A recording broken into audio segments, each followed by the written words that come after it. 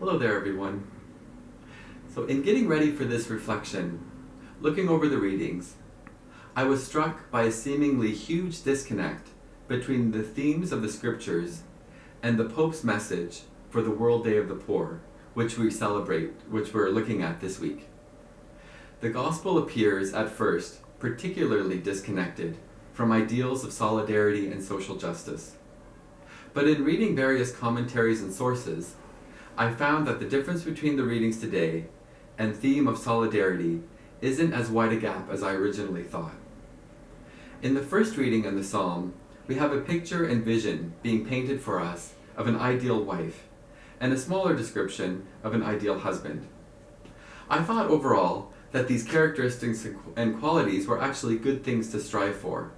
I would certainly pray and strive for these characteristics and talents for myself.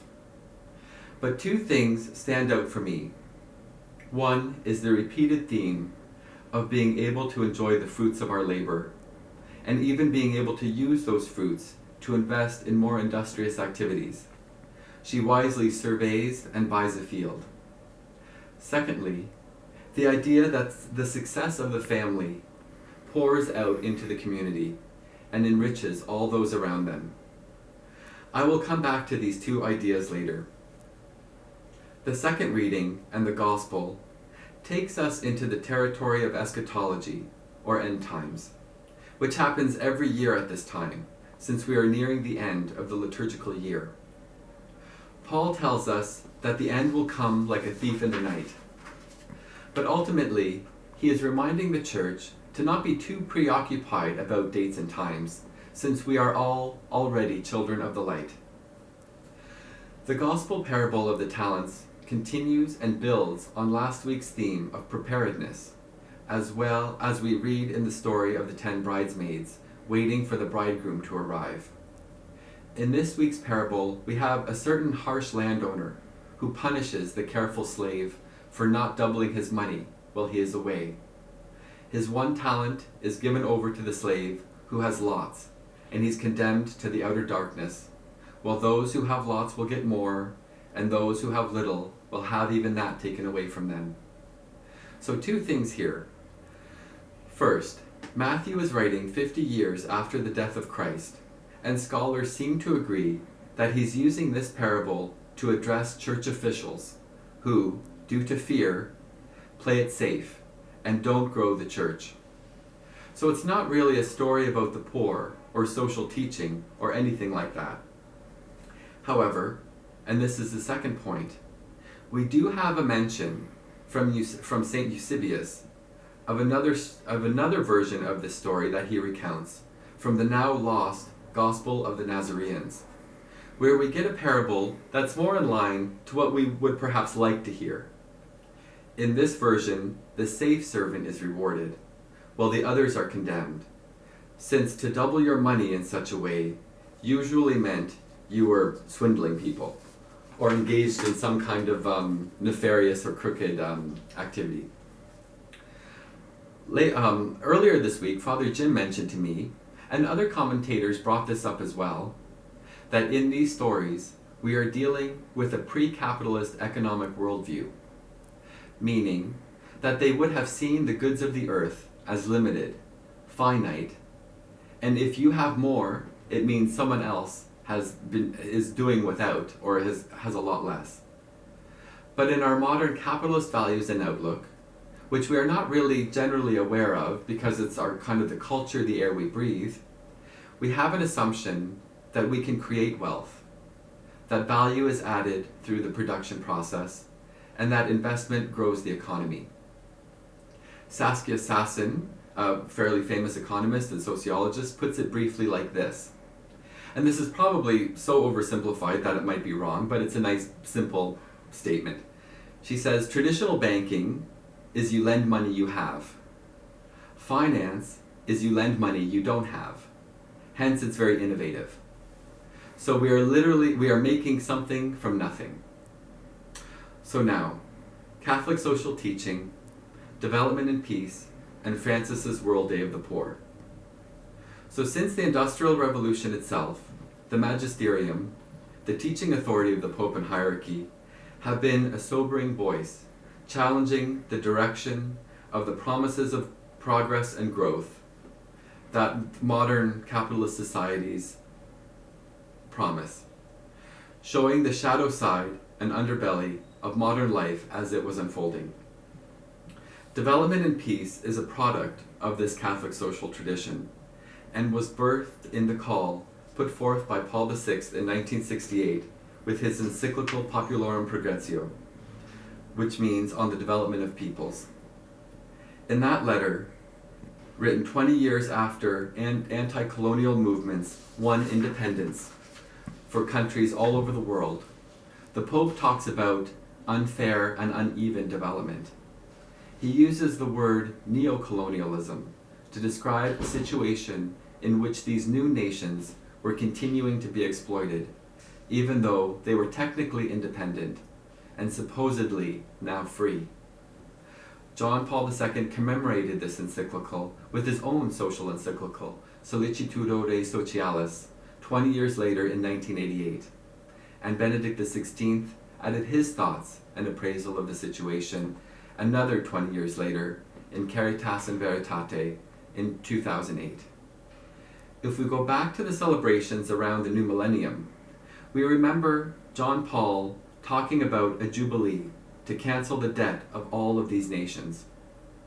This was my first experience of the work of DMP as a Catholic high school student, and also my first memory of learning about the plight of poor nations in the Third World, what we called the Global South back then.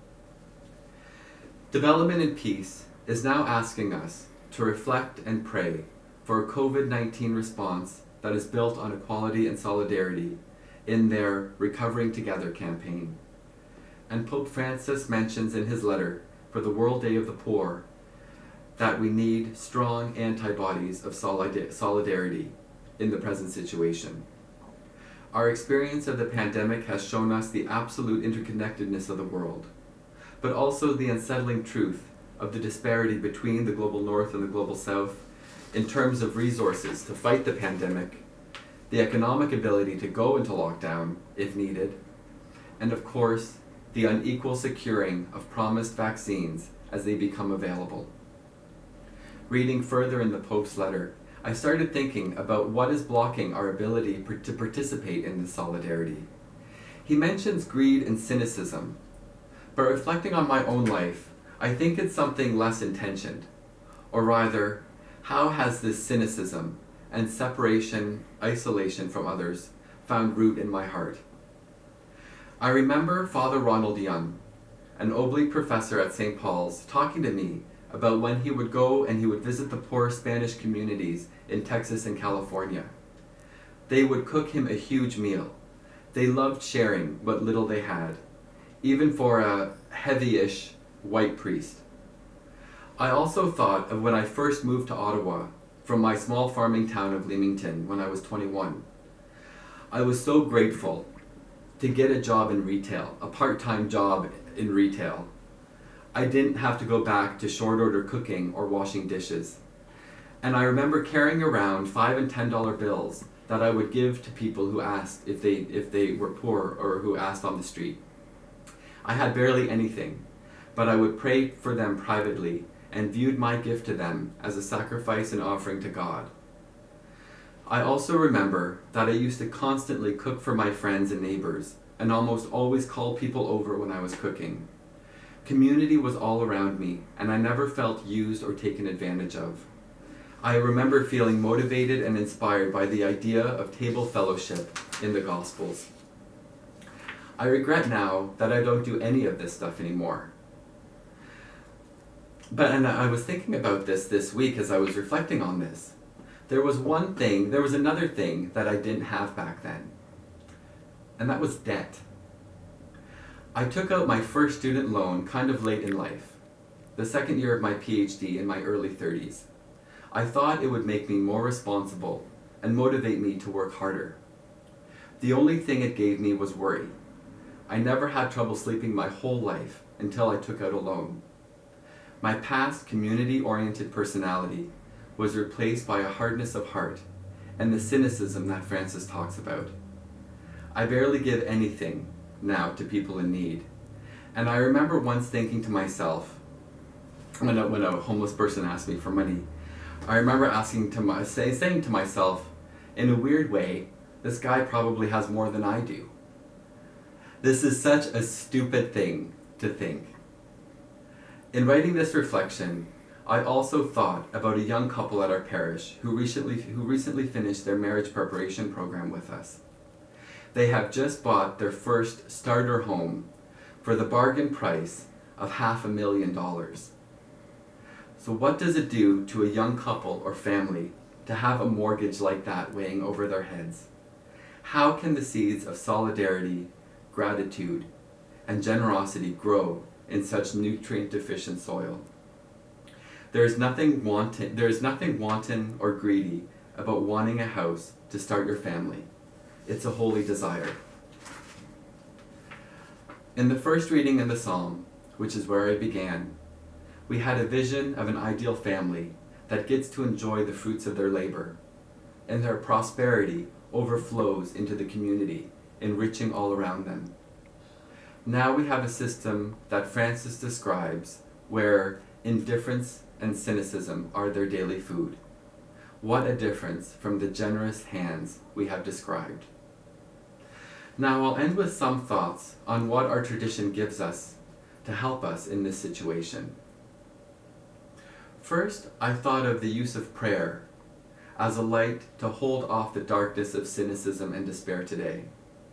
We know and acknowledge the uncertainty, the instability, and hardships that the poor face, but also our families. But we don't allow these things to consume or destroy us. Prayer brings hope and the ability to go on. Second, I was thinking we re-engage or engage with our communities however we can at this time. With all the differences and challenges we find therein, all the hurt and the brokenness. And we try to break down the borders which separate us as individuals or individual families from each other. And this should revive us in solidarity and caring. Thirdly, I was thinking we reflect on Scripture to enliven us with a vision of what our individual lives can be like as we read today. Thinking about, the qualities mentioned about, the ideal wife, but I mean, it can apply to everybody. Thinking about being hardworking, strong, kind, giving. Thinking of others, plain living and high thinking and wise. Lastly, the wealth of love that is made in families should pour out into the world, but it's been blocked. We need to join our voices to our faith movements and organizations, like Development and Peace, who are working at that larger level for change in our society and culture. This is a task that we as individuals cannot do, but as a church motivated by solidarity and justice, we can do together. Thank you very much.